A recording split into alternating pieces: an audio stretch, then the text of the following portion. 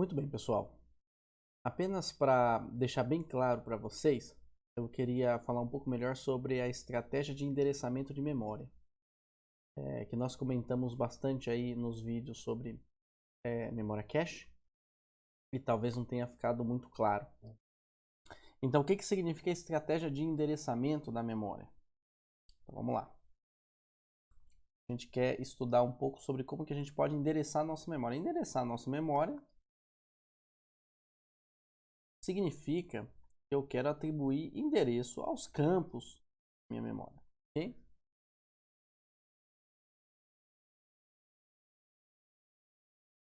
Muito bem. Então, se eu tenho uma memória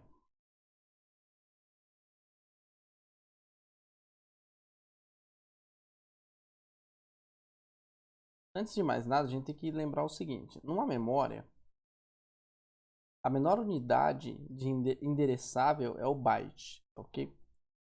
Então, de forma mais simples possível, a gente pode enxergar a nossa memória como um vetor de bytes, ok?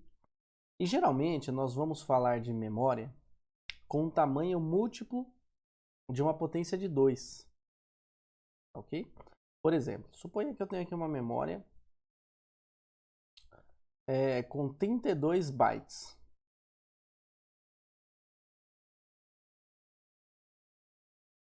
Muito bem.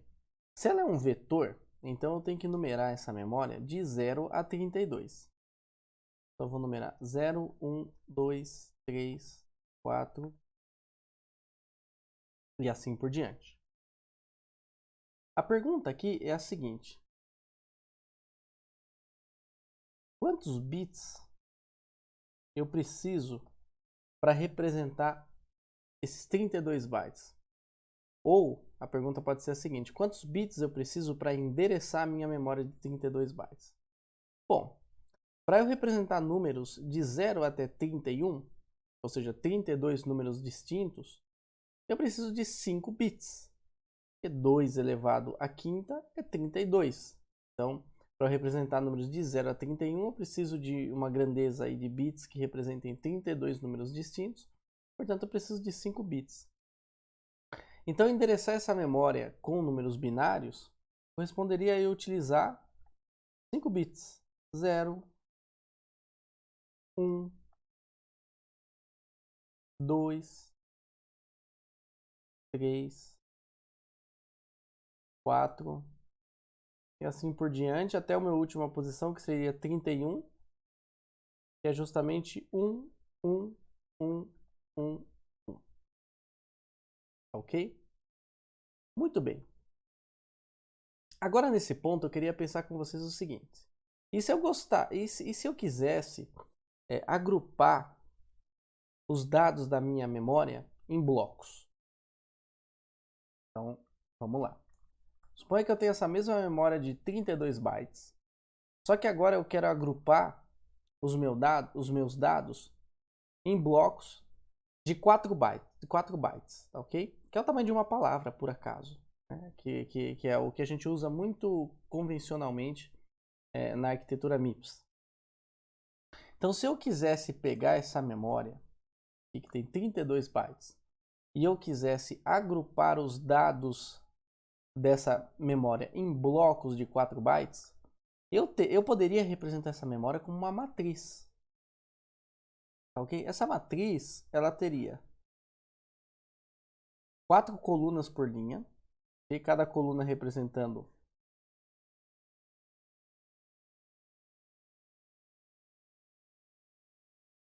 um byte, ok? E aí, como a minha memória tem 32 bytes, quantas linhas eu teria? Então, se eu tenho 4 bytes por linha, eu tenho que ter 8 linhas, certo?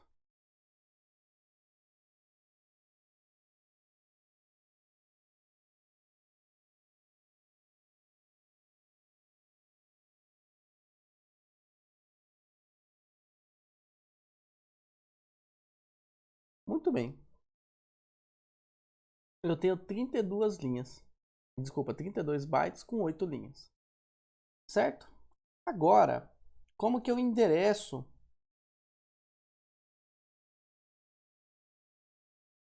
essa minha memória?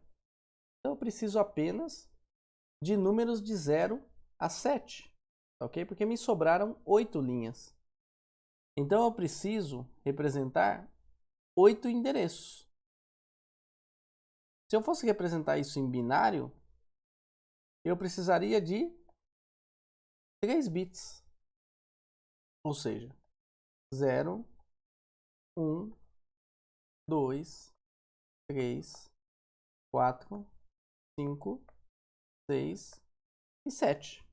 Significa que eu vou utilizar todos os meus bits da minha representação e eu vou conseguir chegar de 0 até 111. E os meus 3 bits vão ser não apenas suficientes, mas vão ser estritamente suficientes, ou seja, a minha representação vai caber certinho nesses bits. Ok. Agora eu queria pensar com vocês qual que é a relação dessa representação com essa representação. Pessoal, o que aconteceu quando eu agrupei os meus bytes aqui em grupos, em blocos de 4 bytes? Então eu peguei a quantidade total de linhas que eu tinha na minha memória original e dividi pelo tamanho do meu bloco. Meu bloco, por acaso, também era uma potência de 2. Então dificilmente a gente vai trabalhar com coisas que não sejam uma potência de 2. Porque a potência de 2, além de facilitar as contas, ela é mais natural no universo dos binários. Então quando eu peguei isso daqui e dividi pela potência de 2, o que aconteceu, né? Pensando em decimal, eu tinha 32 linhas, dividi por 4, então 32 dividido por 4, me sobrou 8 linhas. O que aconteceu com a minha representação, com o meu endereçamento? Então eu tinha 5 bits de endereçamento. Agora sobraram 3 bits de endereçamento. Por que isso aconteceu? Porque eu tinha 32, ok? E dividi por 4. Ou seja, eu tinha 2 elevado à quinta e dividi por 2 elevado ao quadrado. E isso me levou a 2 ao cubo. Então justamente essa daqui é a quantidade de bits que são necessárias para representar esse novo número, ok? A gente pode até pensar no seguinte: eu tinha uma representação de 5 bits, tá? Então eu tinha uma representação aqui que utilizava 5 bits. E aí eu peguei e dividi isso por 4, que é uma potência de 2, tá ok? Essa é uma divisão inteira. Então quando eu pego um número qualquer de 5 bits e divido por 4, esse resultado vai ter quantos bits? Tá? Esse resultado ele vai ter necessariamente 3 bits. Para você entender melhor essa relação, basta você observar no mundo dos decimais que a gente já está acostumado. Quando a gente pega qualquer número com n dígitos e divide por uma potência de 10, digamos 10 ao quadrado, e essa divisão é inteira, isso aqui vai me dar 202, tá ok? Eu cortei os 2 dígitos menos significativos, tá? Porque eu dividi por 10 elevado ao quadrado. Então você pode observar que sempre que você divide um número decimal por uma potência de 2, e essa divisão é inteira, o resultado vai descartar os bits menos significativos, sendo que essa quantidade de bits descartados é justamente a potência do 10 que apareceu aqui. Quando eu faço essa transformação aqui na memória, acontece a mesma coisa. Eu tinha uma representação em bytes aqui de 32 bytes, byte por byte. Agora eu resolvi agrupar de 4 em 4 bytes. Então eu tenho que pegar essa minha representação que tinha 5 bits e dividir por 4. Quando eu divido por 4, eu estou eliminando os 2 bits menos significativos da minha representação de endereçamento. Então agora essa nova memória agrupada por blocos vai ser endereçada por 3 bits. É importante que a gente entenda isso para que a gente entenda como que o endereçamento se comporta a partir do momento que eu agrupo a minha memória por bits. Desculpa, a partir do momento que eu agrupo os meus dados por blocos. Então nós vimos em um vídeo de memória cache um esquema, que é justamente esse esquema aqui, que ele mostrava justamente esse endereço de uma memória com 32 bits. Então essa memória principal, ela era endereçada com 32 bits. Se ela é endereçada com 32 bits, significa que ela tinha 2 elevado a 32 linhas, cada linha representando um byte. Ou seja, ela tinha 2 elevado a 32 bytes.